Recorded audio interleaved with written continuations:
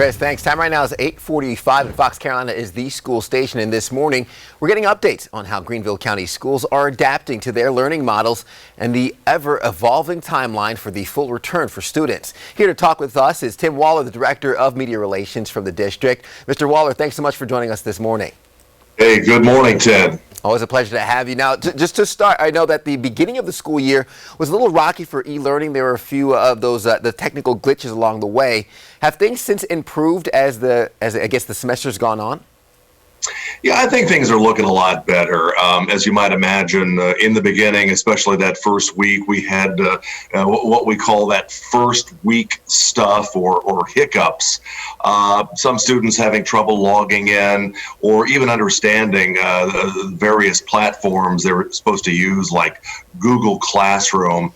The teachers are more comfortable now with the technology. I think parents, and this was one of the issues early on, are now understanding some of the limitations of their home network. That was a huge issue for some parents. They didn't have enough download speed really to make video-rich platforms like a Google Classroom happen. So we've gotten through a lot of stuff over the first and second week, and I can tell you the calls to our help desk have dropped significantly. So people are doing a lot better, and the show is going on. Absolutely, and that's very reassuring for parents, I'm sure. Of course, always knowing that resource is there if they need it. Now, I know one thing that was mentioned in a previous interview with the superintendent was the fact that there really isn't much live instruction for a majority of the e-learning days. Now, the superintendent said that the district was working on rolling out new requirements for that. Can you give us, I guess, some insight and an update on some of those guidelines and how that could be changing? Sure. One of the issues for teachers, especially early on, and when I say teachers, I mean the in-person school teachers, not our virtual program teachers who are teaching virtually full-time.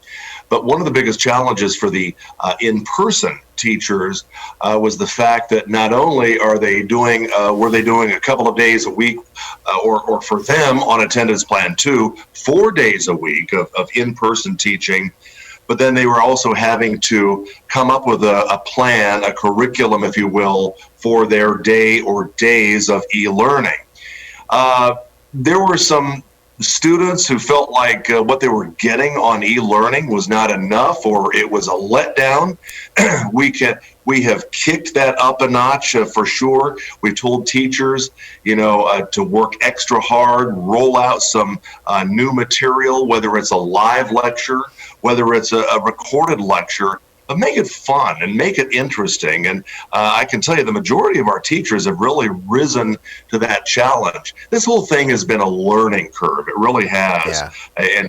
And I will say, given the paradigm shift in education, not only here in this district, but across the country, I think they're doing a pretty outstanding job. It's getting better and better as we go on.